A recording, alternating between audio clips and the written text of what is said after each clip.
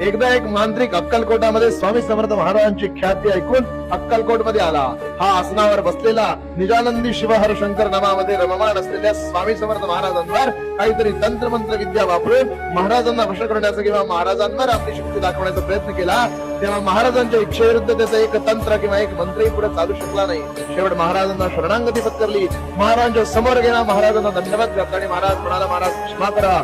तेव्हा महाराजांच्या मुखातून एक वाक्य बाहेर पडलं. महाराज म्हणाले, अरे मी स्वतः माया आहे, माझ्यावर कसली माया चालवतोस? लक्षात घ्या, या वाक्यातच सगळं सार आहे. माया परब्रह्म रूप असलेल्या परब्रह्माला आपण आपल्या घरात आणलंय. माया परब्रह्म रूप असलेल्या आपल्या भगवंताला आपण गुरु मानलंय. तो भगवंत तुमच्यावर कसल्याही बाधा, कसल्याही विनाशकारी वृत्तीला, कसल्याही विनाशकारी प्रवृत्तीला तुमच्या जवळही फिरकू देणार नाही. म्हणजे नाही, एकदा स्वामी महाराजांना शरण गेला की आयुष्यामध्ये कसल्याही असल्या फात्र मात्र गोष्टींना घाबरायचं कारण नाही. श्री स्वामी समर्थ. जय स्वामी समर्थ.